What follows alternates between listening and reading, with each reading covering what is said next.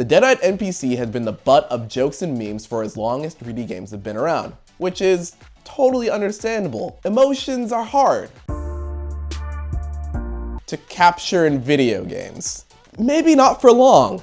Thanks to the cutting-edge AI in Cyberpunk 2077, the mannequin face NPC might finally join T-poses in the dustbin of history.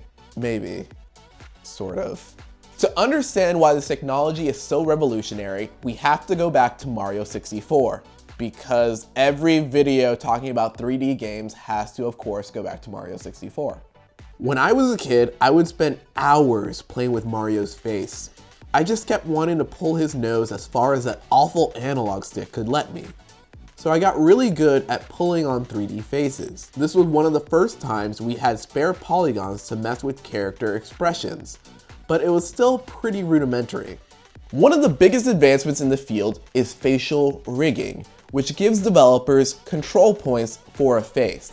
It's kind of like a cool digital skeleton for your favorite NPC. One of the first engines to incorporate facial rigging was the Source engine in Half-Life 2, which was developed specifically with facial animation in mind.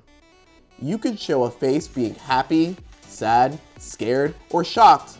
But what about my favorite emotion? Existential dread. Any feelings more complex with that would start to break things in the engine. Like the feeling you get when you realize you're never getting Half-Life 3. Hey, sorry for the scare. I had to put on a show for the cameras. After Half-Life 2, performances got better, but developers still didn't have the tech to do more complicated emotions. Expressive voice acting and text dialogue were the best ways of understanding how a character was feeling.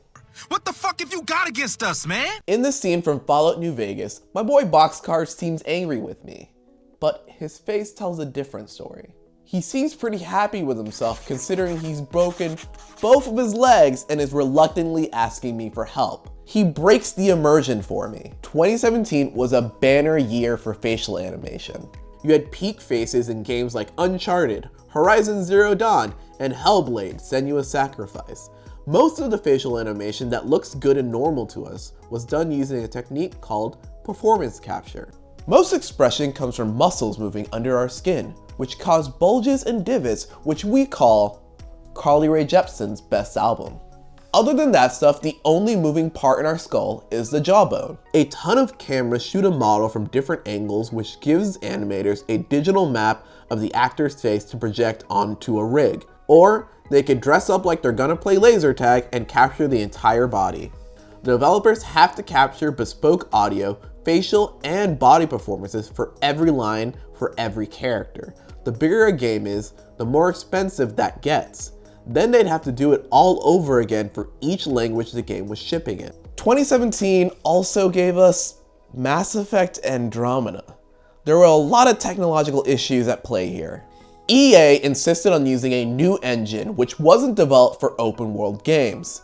It instead was created for sports games, where the highest emotion you get is, "I'm sad my team is losing," or "Goal!" As the first truly open world game in the series, the number of characters to animate and lip sync was a lot, well beyond the scope of a sports engine. So instead of being handcrafted, the animations were done in a procedural system due to being a big time RPG. Procedural animation, in theory, bypasses the human effort of manual lip syncing by using audio to automatically drive face movements. This is how your favorite VTuber's mouth moves. But when these systems go beyond rudimentary mouth flapping and as graphical fidelity makes everything else look more and more realistic, things can get weird and you end up with some odd expressions. Wait! So you get this. Their eyes were swimming in their head like a lost goldfish. The technology has been improving over the years, but one of the most exciting developments is by a company called Jolly Research. Back in August of 2020, Jolly unveiled their new tech and announced that it would be powering all of the NPCs in Cyberpunk 2077. Their vision was simple. The style of speech in games is pretty muted. You know, kind of talking like this. Other guy talks like this. And that's not just like a technical challenge, that's what people want. I would love it if video games would move more towards expressive, because I think that one thing that underlies this, one thing games are going for, especially RPGs, is they want immersion. Right? They want emotional immersion. Piff Edwards and Sarah Watling are working to expand the research done by Piff at the University of Toronto. After years of perfecting their research and their methods, they created the Jolly system, which they say will change the face of 3D facial animation. Let's look at what's going into the system and what's coming out, starting with the mouth. Spoken language can be broken into little units of sound known as phonemes. Oo, ah, ts. We make them by positioning our lips, jaw, and tongue in specific positions. When developers feed an audio performance into the Jolly system, it is able to analyze that audio and then assign the proper mouth shape to each sound. To help shore up the alignment, they also feed in a full phonetic transcript. And let's say in English, specifically, there's 44 phonemes. Well, if you don't have a transcript, then you have no clue what any possible phoneme is. And then at every moment, you have to figure out is like, okay, am I in the same phoneme I was in? Is this changed? What is the phoneme I think I'm in? And what is the phoneme I'm changing to? And what is the phoneme before? And so it's 44 times 44 times 44 options at every moment. And that's, you can imagine the lattice. It's enormous. And so it makes mistakes. This is what makes a transcript super important. Without it, the AI is just going down Face Highway without a map. With a voice performance and a transcript, Jolly has all the pieces it needs to make a pretty accurate mouse journey. But to stay out of the boxcar zone, it still needs a little help. Our face meat moves differently when we're happy, sad, or angry. Computers aren't great at interpreting emotions. To account for this, Jolly transcripts are marked up using an emotional tagging system, which lets the AI know what a character is feeling and how much they're feeling it.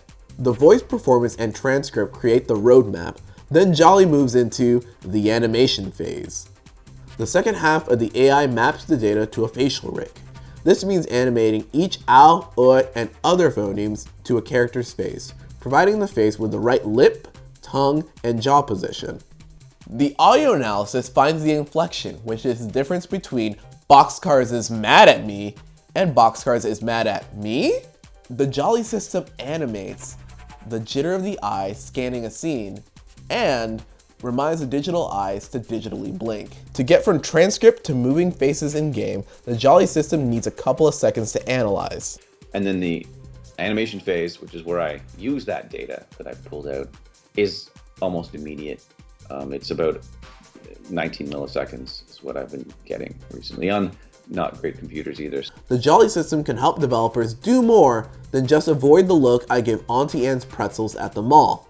It's also about tackling a problem that games have been struggling with forever: multiple languages. Maybe you remember some of the controversy around Ghost of Tsushima, a game based in feudal Japan, in which the Japanese voice track did not match up with the character's facial animation.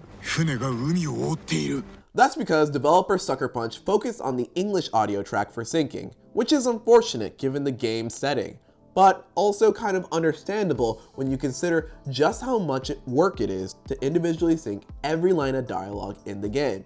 Doing it for 2 languages is basically double the work. Jolly's technology eliminates the need for all of that, but in the case of Cyberpunk, they had to jump over some other unique hurdles. Jackie is a major character in Cyberpunk 2077 and often speaks in Spanglish to your character. So not only do you need an English language and a Spanish language, you also need an English language with a Spanish pronunciation.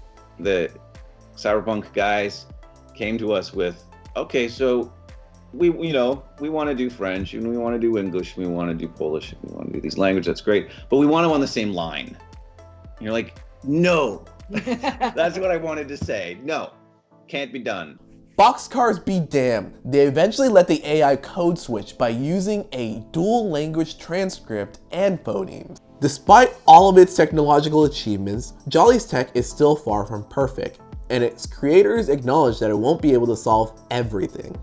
And so the idea is not that we're intending to displace or replace animators, but to empower them to be principal or central to the animation pipelines, where also automation will, continually become more and more present and prevalent. Cyberpunk 2077 is the first game to use this technology, but it won't be the last. Jolly plans on licensing their technology to developers and other animation studios, giving everyone the opportunity to be a little less boxcars and a little more B-movie. You like jazz?